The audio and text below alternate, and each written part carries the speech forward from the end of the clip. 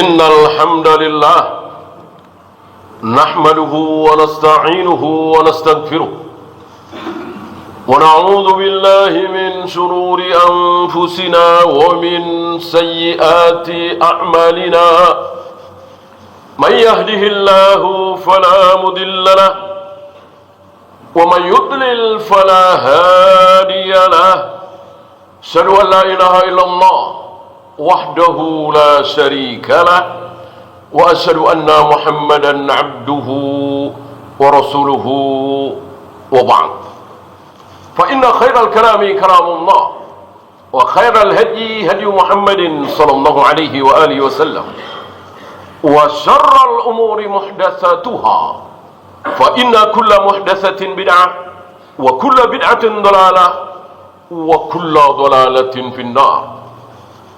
Jamaah azzakumullah, hampir 3 hari 3 malam Abdurrahman bin Auf tidak tidur. Kenapa? Berpikir keras, siapa di antara 2 manusia terbaik ini, yaitu Utsman dan Ali, yang harus dipilih sebagai khalifah pengganti Umar, karena Umar wafat setelah ditusuk oleh Abu Lu'lu saat Umar mengimami salat subuh. Setelah itu Umar menunjuk 6 orang. 6 orang ini manusia-manusia terbaik. Sebaik Ibnu Abbas, sehebat Ibnu Mas'ud, sealim Abu Hurairah tidak dipilih oleh Umar. Karena ada yang jauh lebih mulia, manusia-manusia yang dijamin masuk surga. Ada 6 yang dipilih oleh beliau. Tersisa 3. Awalnya yang 6 ini, 1 mengundurkan diri, yaitu Abdurrahman bin Auf. Tersisa 5, Utsman, Ali, Zubair, Talha, Sa'ad bin Abi Waqqas. Abdurrahman bin Auf minta izin kepada 5 orang ini, jika kalian setuju, mengizinkan, biarkan urusan ini berada di tanganku. Artinya, siapa yang akan memilih ketok palu terakhir adalah aku. Semuanya setuju. Dan satu persatu mengundurkan diri. Tersisa 2 orang. Nah, ketika tinggal tersisa 2 orang ini, dan dua-duanya manusia terbaik, dijamin surga, dijamin ridha, dijamin ampun, tetapi Abdurrahman bin Auf tidak asal-asalan. Seandainya beliau tutup mata, kalau nggak Utsman Ali, kalau nggak Ali Utsman, insya Allah nggak masalah. Dua-duanya mulia, dua-duanya berilmu, dua-duanya yang baik, dua-duanya dijamin surga. Tapi tidak, demi kebaikan kaum muslimin, bandingkan dengan hari ini. Bandingkan dengan hari ini, tanpa mikir, tanpa istikharah, tanpa nanya ke sana kemari. Abdurrahman bin Auf nanya ke sana kemari, makanya sampai 3 hari belum muncul keputusan. Hari ini pelacur, germo, pengedar narkoba, pencopet, penjudi, pemabuk dipersilahkan untuk memilih pemimpin. Sekelas Ibnu Abbas, Ibnu Mas'ud, Abu Hurairah tidak tahu menahu, tidak diberi hak oleh Umar bin Khattab.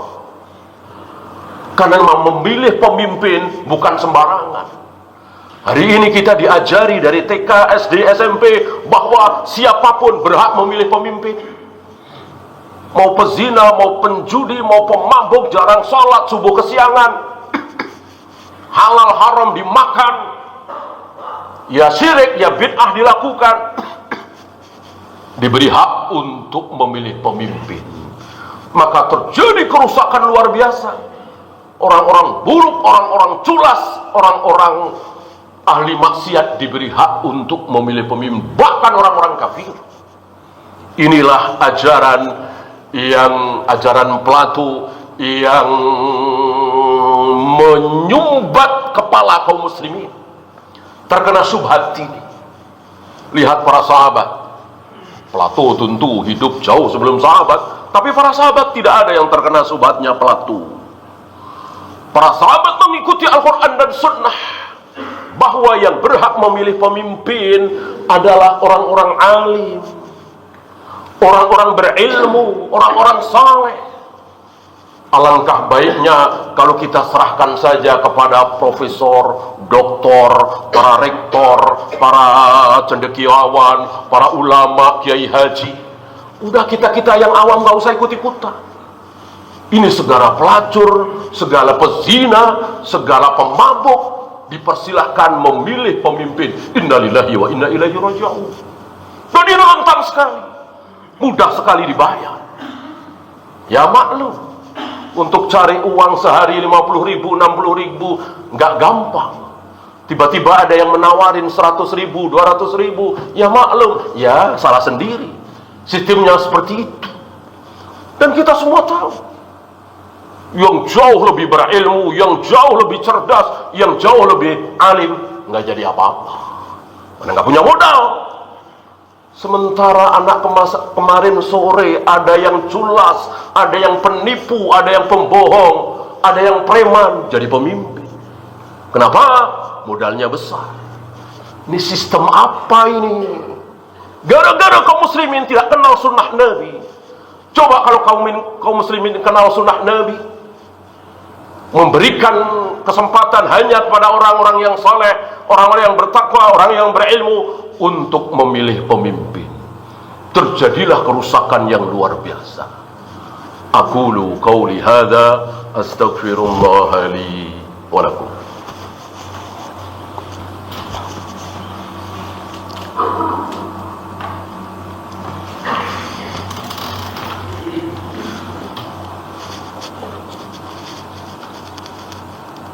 Alhamdulillah hamdan katsiran tayyiban mubarakan fih kama yuhibbu rabbuna wa yarda. Asyhadu an la ilaha illallah wahdahu la syarika lah wa asyhadu anna Muhammadan abduhu wa rasuluhu wa ba'd. Ayuhal ikhwah, sebentar lagi akan ada sebagian saudara kita, terutama para tokoh, mungkin tokoh tua, yang akan meratapi nasib. Ya, mungkin antum masih ingat dengan peristiwa penghapusan 7 kata, terkenal dengan Piagam Jakarta, ya. Pancasila 1, ketuhanan dengan menjalankan syariat Islam bagi para pemeluknya. Sila pertama Pancasila kan dulu seperti itu. Yang belajar sejarah insya Allah tahu. Atas desakan usulan dari warga-warga Indonesia Timur yang mayoritas bukan muslim, meminta supaya diganti. Maka digantilah menjadi ketuhanan yang Maha Esa. Ya, siapa kaum muslimin yang tidak bersedih, ya kan? Tapi perlukah ini diratapi? Perlukah bahwa Indonesia dikasih judul mulai sekarang Indonesia adalah negara Islam berdasarkan Al-Quran dan Sunnah? Perlukah seperti itu? Baikkah seperti itu? Sementara pelacuran di mana-mana, perjudian di mana-mana, preman di mana-mana, riba dimakan, judi asuransi dilakukan, syirik dan bid'ah laris. Dukun-dukun, kuburan keramat banyak dikunjungin kaum muslimin. Lalu tiba-tiba Indonesia dikasih judul Negara Islam Indonesia. Adakah gunanya? Nggak ada. Ngapain teori doang, nama doang? Ketika Nabi sudah menguasai Madinah, sudah tidak ada yang berkuasa lagi di Madinah. Yahudi Bani Quraidah, Yahudi Bani Qainuqa, Yahudi Bani Nadir, semua sudah hengkang dalam peristiwa perang terakhir antara kaum muslimin dengan Yahudi, yaitu perang Khaybar. Setelah itu nggak pernah ada perang lagi antara kaum muslimin dengan Yahudi. Gimana mau perang? Yahudi sudah keok, sudah lari, sudah nggak ada daya, nggak ada perang. Kecuali sekarang. kecuali baru sekarang. Ya. Nah, setelah beliau menjadi imam satu-satunya di Madinah, satu-satunya kekuatan di Madinah, apakah beliau mengatakan, saudara-saudara, mulai hari ini tegaklah negara Islam Madinah? Beliau mengatakan seperti itu? Tidak. Artinya apa? Artinya beliau tidak pusing dengan nama, dengan judul. Indonesia ini mau dibilang negara Pancasila, UUD 40, enggak masalah. Yang penting apa? Ketika adzan berkumandang, semuanya berbondong-bondong ke masjid, sholat berjamaah. Tinggalkan jual beli, tinggalkan kesibukan dunia, tinggalkan kerjaan di kantor, saatnya menghadap Allah.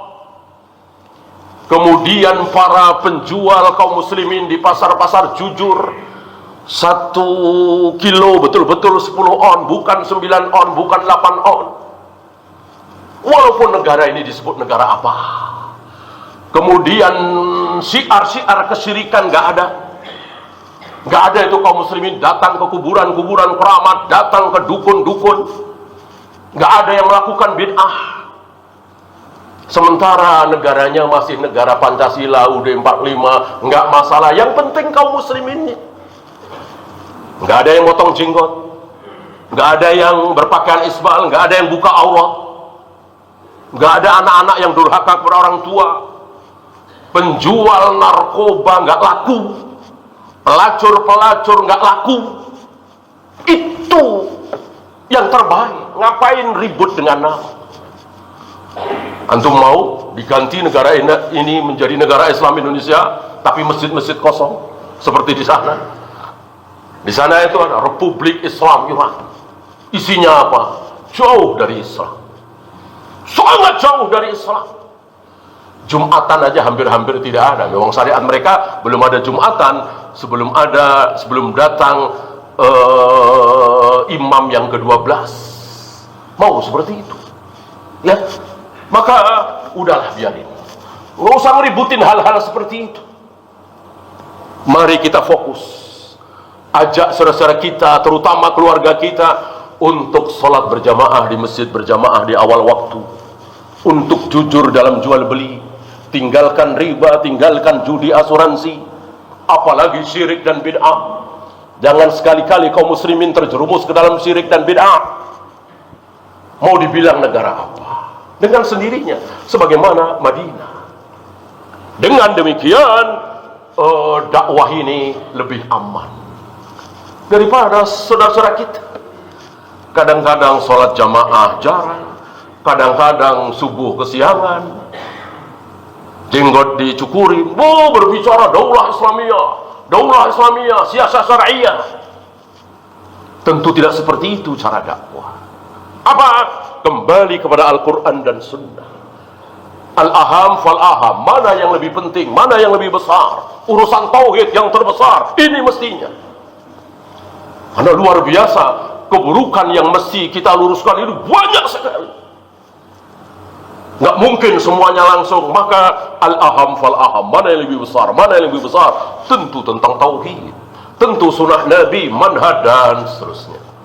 اللهم صل على محمد وعلى آل محمد كما صليت على إبراهيم وعلى آل إبراهيم إنك حميد مجيد اللهم اغفر للمسلمين والمسلمات والمؤمنين والمؤمنات الأحياء منهم والأموات ربنا لا تزغ قلوبنا بعد إذ هديتنا وهب لنا من لدنك رحمة إنك أنت الوهاب ربنا آتنا في الدنيا حسنة وفي الآخرة حسنة وقنا عذاب